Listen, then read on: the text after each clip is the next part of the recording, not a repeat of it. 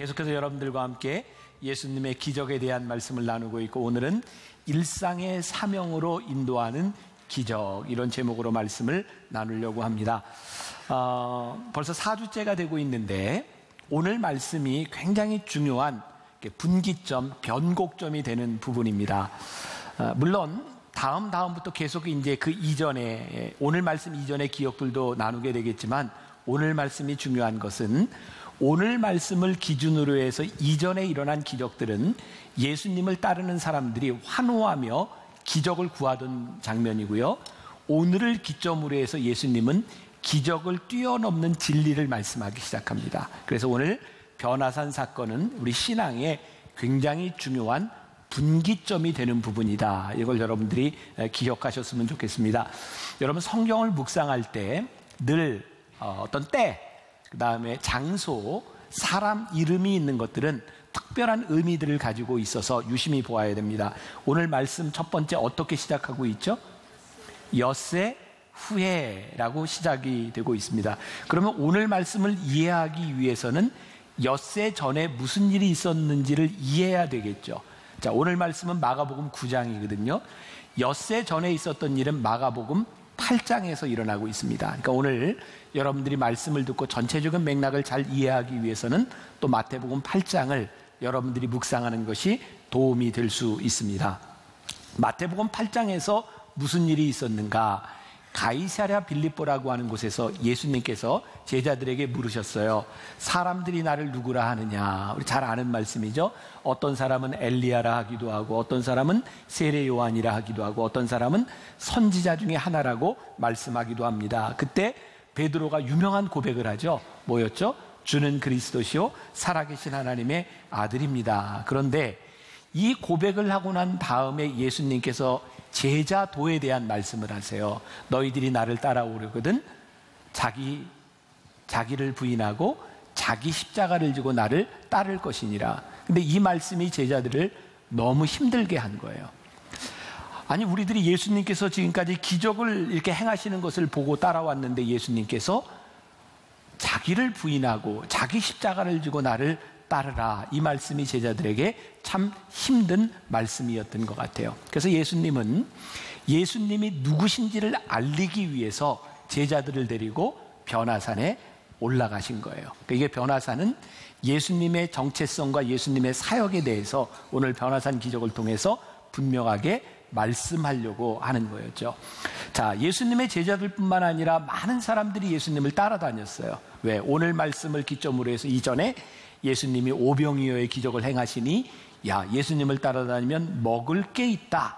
또 예수님께서 막 병자들을 고치시는 걸 보니까 예수님은 능력이 있어서 이 세상을 바꾸실 수도 있겠다. 그 예수님이 좋아서 따라다닌 거예요. 더 좋은 일이 일어날 수 있겠다. 그런데 예수님께서 오늘 좋은 것을 따라다니던 제자들에게 깊은 신앙의 세계로 인도하시는 거예요. 자, 우리들이 하나님을 믿는데 좋은 것을 바라고 왔으나 더 이상 우리의 만족을 위해서 신앙생활을 하는 것이 아니라 하나님의 뜻을 이루기 위해서 너희들이 무엇을 할 것이냐를 묻고 계시는 것이 오늘 이 변화산 사건의 이야기입니다. 부귀영화를 바라보며 예수님을 따라다니는 것이 이제 자기를 부인하고 십자가를 지는 것으로 바꾸어 주신 것이죠. 이렇게 표현할 수 있을 것 같아요. 예수님의 기적을 바라던 이전 사람들은요, 세상과 동일한 것들을 꿈꾸며 세상의 방식을 가지고 살아갔는데, 이 변화산을 기점으로 해서 예수님은 이제 너희가 나를 따라오려는 것은 세상의 방식이 아닌 하나님의 방식으로 살아야 한다. 신앙의 새로운 패러다임을 제공하고 계신 것이죠. 오래전 제가 이야기했던 것인데 몇몇 분들은 기억하실 거예요. 저는 군목으로 군대에서 목사로 이렇게 근무한 적이 있습니다. 제가 사역하던 그 부대는 참 사고가 많이 났어요. 특별히 자살 사고가 많이 일어났기 때문에 지휘관이 저에게 신병들이 오면 목사님이 꼭 인격 지도 교육을 해주세요. 그래서 늘 신병이 오면 교회에서 제가 교육을 한 적이 있습니다. 제가 병사들을 이렇게 모아놓고 교육을 할 때 병사들에게 이렇게 물었어요. 신병들에게, 앞에 있는 분들 군대 갔다 오셨어요? 네? 네. 제가 이렇게 물었거든요. 대답해 보세요. 제가 이렇게 세워놓고 군인 정신이 뭡니까? 군인 정신이 뭐죠? 네, 나라를 위해 목숨을 바치는 거. 꼭 대답을 안 하셨어도 되는데, 네, 괜찮아요. 이렇게 물어보면 대답을 잘 못해요. 그래서 제가 이제 다른 병사에게 또 묻는 거예요. 일어나 보세요. 그리고 제가 물으니까 저는 장교고 사병이고 신병이니까 잘 대답을 못해요. 제가 다른 병사에게 군인 정신이 뭔가요? 그랬더니 그 친구가 아주 인상적인 대답을 했어요. 예, 군인 정신은 제 정신이 아닙니다. 이렇게 대답을 했어요. 제가 그 얘기를 듣고 이렇게 얘기했어요. 정답이다, 정답. 우리가 군인 정신에 대한 많은 이야기를 듣는데 진짜 중요한 건 뭐냐면 군대에 오는 순간 자기가 가지고 있던 제정신을 가지고는 군생활 못한다. 군에 들어오면 군인 정신, 제정신이 아닌 것을 가져야 된다는 거예요. 옆에 있는 남자분도 군대 갔다 오셨어요? 제가 한번 물어볼게요. 군대 얘기가 아니고 예수 정신은 뭡니까?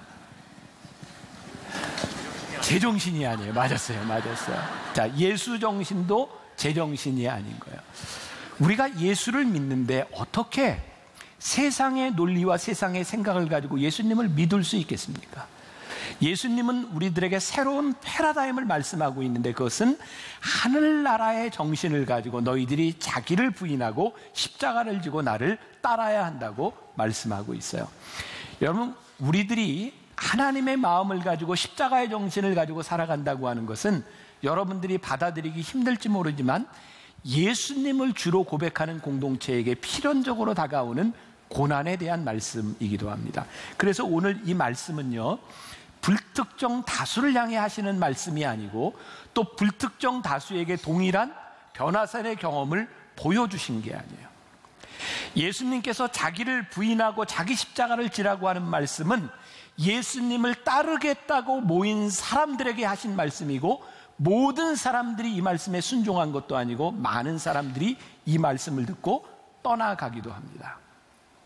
제가 몇 년 전 유학생들을 위한 코스타라고 하는 집회에 갔을 때 주제가 그런 거였어요. 세상을 거스리는 삶. 세상을 거스린다고 할 때 저에게 떠올랐던 이미지가 있어요. 뭐냐면 연어라고 하는 물고기죠. 여러분, 연어들은 산란철이 되면 어떡합니까? 물살을 거슬러서 올라가잖아요. 물살을 거슬른다고 하는 것이 참 힘든 일입니다. 그런데 연어가 알을 낳기 위해서 생명을 위하여 물살을 거슬러 올라가는 겁니다. 우리가 예수님의 십자가를 바라보고 살아가는 것은요, 그것이 생명이기 때문에 이 세상과 거슬러 올라갈 수 있는 싸움을 하는 것이에요. 그래서 우리들이 하나님의 사람으로 살아간다고 하는 것은 어쩌면 우리들에게 필연적으로 준비된 고난을 경험하는 것일 수도 있어요. 그래서 제가 분기점, 변곡점이라고 이야기를 했어요. 이 변화산 사건은 예수님이 누구신지를 발견하게 되는 이 기적을 통하여 우리의 신앙에 대한 본질적인 질문을 던지고 있는 것이다. 자, 이제 오늘 예수님께서 변화산에 올라가시는데 제자들을 몇 명을 데리고 올라가셨죠? 3명을 데리고 올라가셨어요. 누구? 베드로, 야고보, 요한, 이렇게 3사람을 데리고 올라갔어요. 여러분, 성경에 보면 예수님께서 특별한 곳에 꼭 이 3명의 제자들만 데리고 가셨던 때가 있어요. 사람들이 질문을 하고 의문을 가집니다. 왜 예수님은 12명의 제자들 중에 이 3사람만 데리고 올라가셨을까? 여러 가지 이유가 있을 수 있어요. 이들이 특별한 수제자일 수도 있어요. 근데 저는 그런 질문은 우리들에게 합당하지 않다. 제가 말씀을 묵상하며 깨닫게 된 건 3사람을 택한 것은 우리가 물을 수 있는 질문이 아니라 예수님의 주권에 대한 부분이에요. 예수님이 3사람을 데리고 영어 성경에도 보면 Jesus took라고 하는 말을 쓰고 있는데요, 예수님께서 그들을 데리고 예수님의 결정에 대한 부분이에요. 예수님의 주권에 대한 부분이죠. 우리는 종종 우리 주변에서 일어나고 있는 일들, 누군가에게 주어진 사명, 누군가에게 일어나는 기적들을 바라보며 하나님, 왜 저 사람에게만 저런 일이 일어나나요? 아니, 이건 우리들의 올바른 질문이 아니에요. 중요한 것은 우리 주님께서 누군가를, 나를 어떤 사역의 현장에, 기적의 현장에 우리를 부르셨을 때에는 우리들에게 그 기적을 통하여 주시는 특별한 사명이 있다는 거예요. 이것이 사명의식이죠. 전 그런 생각을 해요. 왜 베드로, 야고보, 요한, 그것이 중요한 것이 아니라 베드로는 수제자로서 살아가며 참 어려움을 많이 겪죠. 그가 예수님께서 십자가에 달리시기 전에 가야바 법정에 섰을 때 어린 소녀가 와서 예수님을 아냐고 물을 때 3번씩 예수님을 부인하고 자기가 부인한 것 때문에 너무너무 가슴이 아파서 닭이 우는 새벽녘에 나가 통곡하고 울어요. 베드로는 또 예수님 부활하신 후에 옛생활로 돌아가 있었는데 예수님이 그를 부르셨고 결국 베드로는 거꾸로 십자가에 못 박혀서 로마에서 순교합니다. 야고보는 어떤 사람인가요? 12명의 제자 중에 최초로 순교한 사람이에요. 예루살렘에서 목이 잘려 순교한 사람이었어요. 예수님의 제자들 중에 그가 처음 순교자가 되었다는 것이 어떤 의미가 있을까요? 사실은 그의 순교를 바라보며 많은 사람이 힘을 얻지 않았을까요? 야고보는 최초의 순교자예요. 요한은 어떤 사람인가요?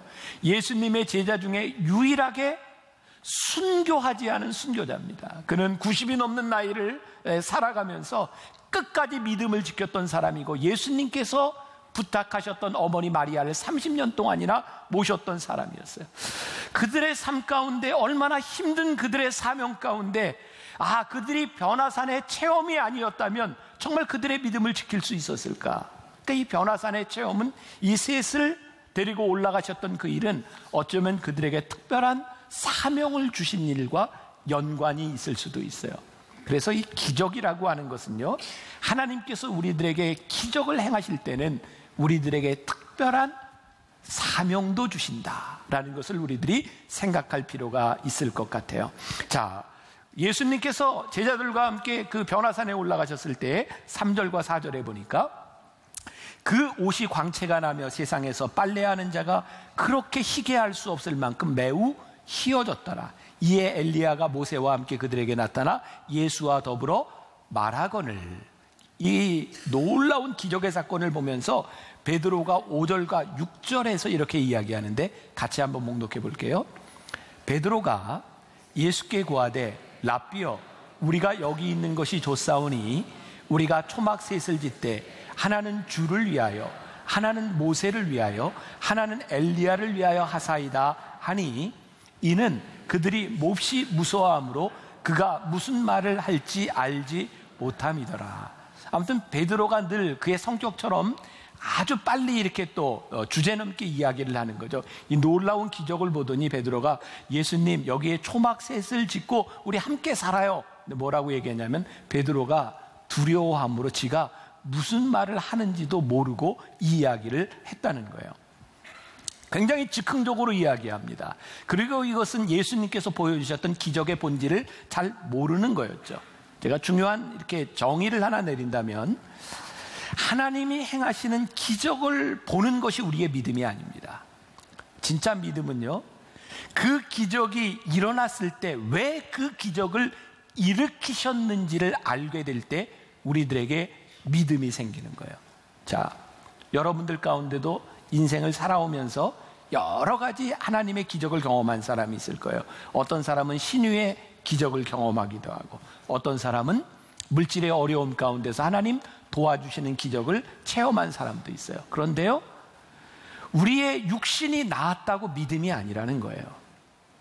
우리가 물질에서부터 어려움을 벗어나는 기적을 경험했다는 것이 믿음이 아니라 하나님께서 너의 병을 고쳐주신 이유가 무엇이고 하나님께서 그 어려움 가운데 물질의 축복을 주신 이유가 무엇인지를 알 때 그것이 올바른 믿음이 시작되고 있다는 거예요. 오늘 변화사는 우리들이 보는 것에 대한 문제가 아니라 그것을 통하여 하나님이 무엇을 깨닫게를 하시는가 그것을 보아야 하는 거죠. 오늘 아주 심각한 오류 가운데 하나가 뭐냐면 베드로가 한 말이었어요. 주님, 여기에다 초막 셋을 짓고 우리 여기서 살아요. 예수님께서 그 베드로의 말을 깨는 거죠. 많은 기적을 체험한 사람들이요, 그런 생각을 가지는 거예요. 여기가 너무 좋사오니, 이 기적이 너무 좋사오니 제가 이 기적을 붙들고 살면 좋겠습니다. 그래서 기적을 체험한 사람들 중에 지극히 편협해질 수 있고 신앙이 지극히 집착하는 신앙으로 바뀔 수 있는 거죠. 그래서 우리들이 기적을 체험한 신앙 때문에 실제로 믿음과 멀어질 수 있어요. 내가 경험했던 그 기적을 붙들고 다른 하나님의 일을 기대하지 못할 때가 있어요. 그래서 이 집착이 심한 편협한 신앙인들 가운데 예를 들면 이런 거예요. 내가 신유의 역사를 체험했어요. 하나님 내 병을 고쳐주셨어요. 그런데 내 옆에 병으로 인하여 힘들어하는 교인들이 있으면 너무 쉽게 이런 말을 하는 거죠. 기도해, 회개해. 당신의 병이 낫지 않는 것은 회개하지 않기 때문이야, 기도하지 않기 때문이야. 너무너무 위험하고 가슴 아픈 일이죠. 누군가의 가슴에 비수를 꽂는 일이죠. 하나님께서는 우리의 병을 고쳐주시는 기적도 행하시지만 우리들에게 주신 그 병을 안고 살아가며 그 병 가운데 사역을 감당할 수 있는 믿음으로 힘을 주시기도 하는 분인데, 내 경험을 가지고 누군가에게 비수를 꽂는 일들을 하는 편협한 신앙에 머물 수도 있는 거죠. 주님, 여기에다 초막 셋을 짓고 여기 살아요라고 하는 것은 우리 주님이 베드로에게, 제자들에게 보여주셨던 기적의 의미는 아니었어요. 저는 우리들의 신앙에 있어서 믿음과 기적을 통해 기념비를 세우는 것은 아주 중요한 일이라고 생각합니다. 그러나 기념비가 우상이 되는 것은 너무너무 위험한 일이에요. 초막 셋을 짓고 여기에 머무르는 것이 아니라 내려와야 되는 거예요. 제가 알고 있는 어떤 목사님인데 한국 교회, 아주 유명한 오래된 교회 목회를 하시는 분이에요. 그분이 목회를 하면서 교회에 이런 것도 좀 고쳐야 되겠고 이렇게 새롭게 해야 되겠다 해서 리모델링을 하려고 했대요. 그런데 그 교회 사회적으로도 아주 유명한 분, 원로 장로님인데 목사님을 찾아와서 이렇게 얘기하더래요. 목사님, 만일 교회를 고친다고 여기에다가 못 하나라도 박는다면 그 못은 내 가슴에 받는 못인지 아세요? 절대로 손을 못 대요. 왜 그럴까요? 그분이 그 교회에서 수십 년 동안 헌신하며 그분의 믿음의 흔적이 그 교회에 있는 거예요. 그래서 아무도 손을 대지 못한다는 거예요. 그분의 헌신과 흔적, 믿음의 추억들이 그것이 기념비로 남는 것이 아니라 우상이 되어서 아무도 손댈 수 없다고 이야기하는 거죠. 우리들의 믿음의 추억들, 우리의 경험들이 우상으로 머무는 것이 아니라 우리의 경험을 가지고 어떻게 이 땅에 내려와서 하나님의 사람으로서 사명을 감당할까 생각하지 않는다면 기적은 우리들에게 무서운 우상이 될 수도 있어요. 자, 오늘 말씀 7절에 보니까 마침 구름이 와서 그들을 덮으며 구름 속에서 소리가 나되 이는 내 사랑하는 아들이니 너희는 그의 말을 들으라 하신지라. 하나님께서 이는 내 사랑하는 아들이니 이 말을 들으라 그랬어요. 이게 무슨 의미일까요?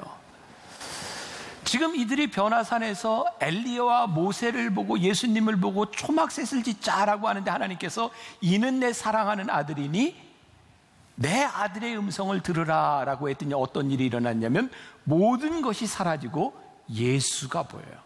저는 아주 중요한 일이라고 생각하거든요. 정말 우리들에게 중요한 것은 예수님을 바라보는 것이고 예수님의 음성을 듣는 것인데 우리들은 변화산이라고 하는 초자연적인 현실에 매몰돼서 우리의 사명을 잃어버릴 때도 있는 것 같아요.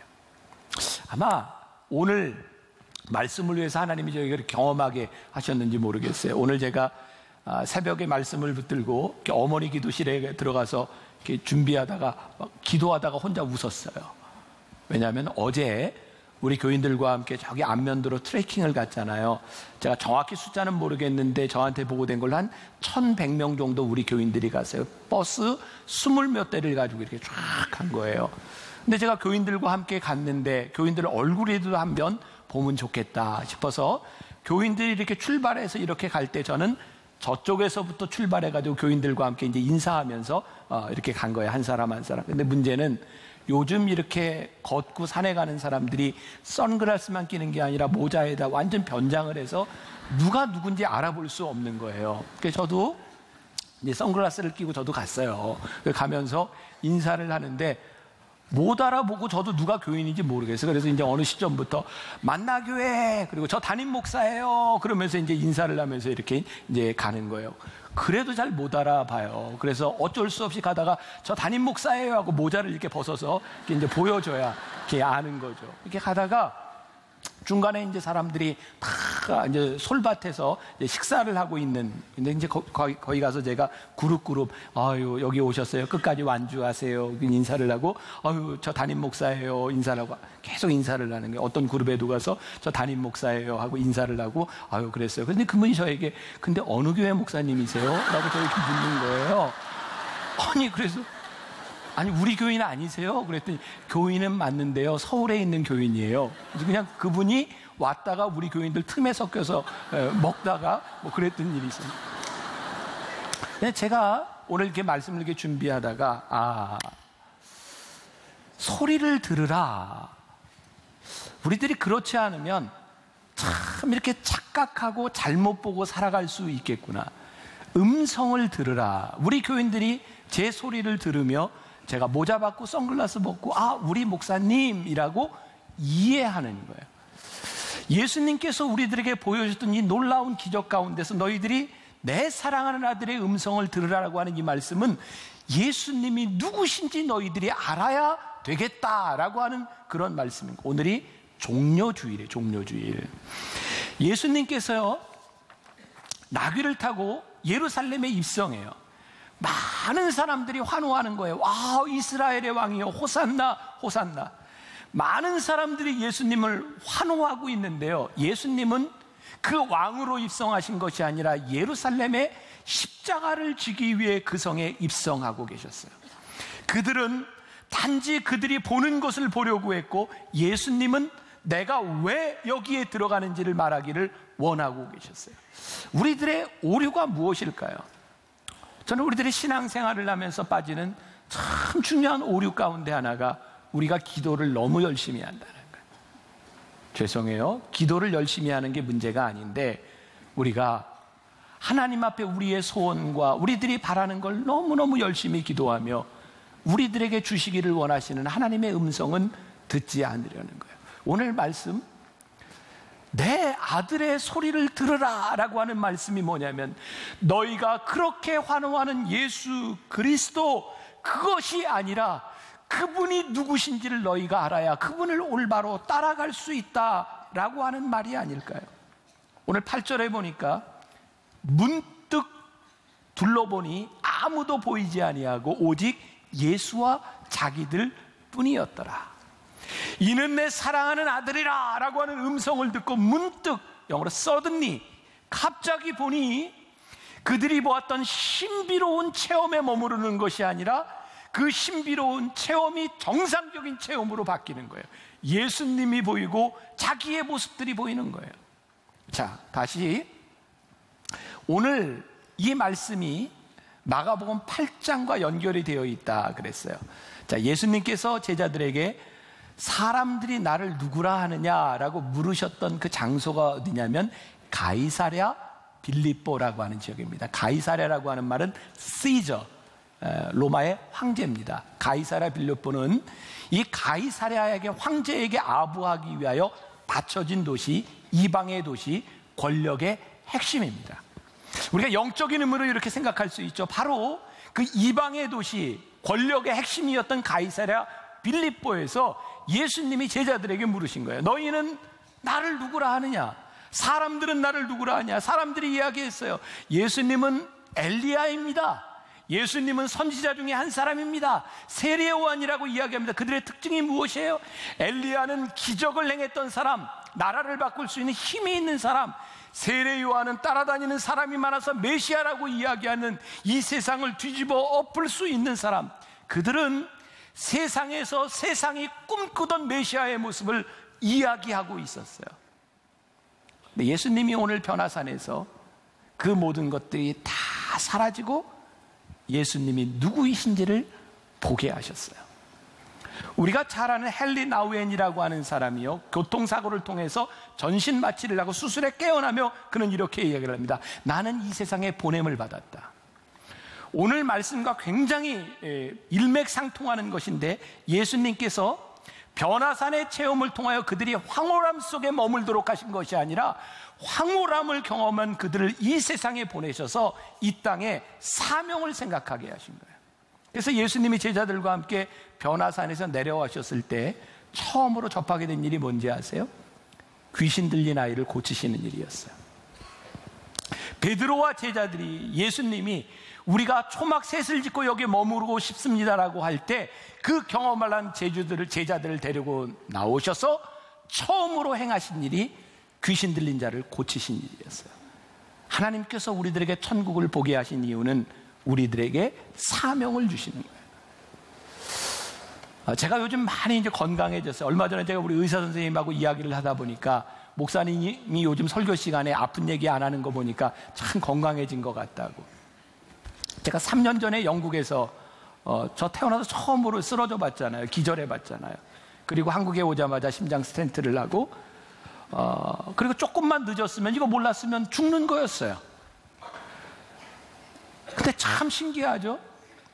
제가 죽음에서 죽지 않고 살아났다고 하는 경험을 하니까 사명감이 느껴지는 거예요. 내가 이렇게 병에서 나와서 치료를 받으니 쉬어야 되겠다는 생각이 드는 것이 아니라 하나님께서 나에게 돌려주신 이 생명을 가지고 내가 해야 될 사명이 있다는 것이 보여지는 거예요. 하나님께서 우리들에게 베푸신 기적과 우리들에게 주신 생명과 놀라운 일들은 우리를 사명으로 이끌어 주시는 일이에요. 이런 찬양이 있죠. 밤 깊도록 동산 안에 주와 함께 있으려 하나, 괴로운 세상에 할 일 많아서 날 가라 명하신다.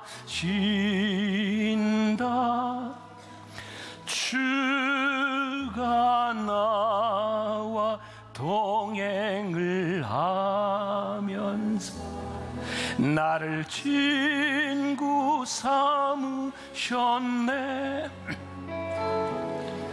우리 서로 받은 그 기쁨은 알 사람이 없도. 이 찬양은요, 누군가인지 모르지만 인생의 굉장히 어렵고 힘든 가운데서 하나님의 은혜를 경험한 사람이에요. 1절이 저장미꽃 위에 있을 아직 맺혀 있는 그때에 귀에 은은히 소리 들리니 주 음성 분명하다. 얼마나 기뻤을까요? 주의 음성이 들리는 거예요. 그 청아한 주의 음성. 이 괴로운 세상에 주님을 경험하고 났더니 이 동산에 주님과 함께 머물고 싶은 거예요. 근데 이 괴로운 세상에 할 일 많아서 주가 나를 보내셨다. 제가 1부, 2부 설교 때는 이야기를 안 했는데 2부 예배를 마치고 제 여동생이 사모인데 제 방에 들어왔어요. 오빠 이야기를 오빠한테 해야 되겠다고. 저희 어머니가 지난해 돌아가셨는데 제 여동생이 태어나기 전에 한 50년 전이죠. 50년 전 저희 어머니가 많이 힘드셨어요. 생활도 힘들었고 저희 아버님이 유명한 부흥사로 또 성공한 목회자로 되기 전에 저희 아버님 때문에 많이 힘드셨어요. 왜냐하면 우리 집안의 피인데 노름을 좋아했어요. 저희 아버님도 노는 걸 굉장히 좋아하셨어요. 그래서 뭐 낚시, 바둑. 그러니까 사모로서 살아가는 것이 너무 고달프고 힘든 거예요. 자녀들 넷을 데리고 사는 게 너무 힘든 거예요. 그래서 저희 어머님이 늘 가시던 삼각산에 올라가셨는데 그 삼각산에 올라가서 저희 어머님이 천국을 경험하셨어요. 그러니까 하나님께서 천국을 막 보여주시는데 환상 가운데 정말 그 산에서 내려오기 싫으셨던 거예요. 여기가 좋사오니 내가 여기에 살고 싶습니다. 그런데 하나님께서 내려가라고 하셨어요. 저희 어머니가 기도원에서 환상 중에 찬송을 배우셨어요. 저장미꽃 위에 저희 어머니 모르던 찬송을 1절부터 3절까지 다 환상 중에 그 천국 환상 가운데 이 찬송을 배우고요 내려오셨는데 내려와 보니 그 노래가 찬송가에 있는 거예요. 저희 어머니가 그 당시 이제 참 많이 아프셨어요. 매년 병원에 입원하시고 그리고 우리 사남매가 가서 이제 기타 치면서 저희 사남매는 늘 이렇게 찬송하면 사부로 이렇게 쭉 부르는데 그때마다 불렀던 찬양이 저장 밑 꽃 위에 있으리. 저희 어머니가 환상 중에 배우셨던 찬송이었어요. 아마 제가 없을 때, 아마 지난해인가 조현철 목사님 설교하면서 저희 어머니 요양 안에서 돌아가시기 전에 부르셨던 찬송을 아마 교인들한테 들려준 것 같은데, 치매로 아무것도 기억을 하시지 못하는 상황에서도 이 찬송을 다 부르셨어요. 저장 밑 꽃 위에 있을 아직 맺혀 있는 그때.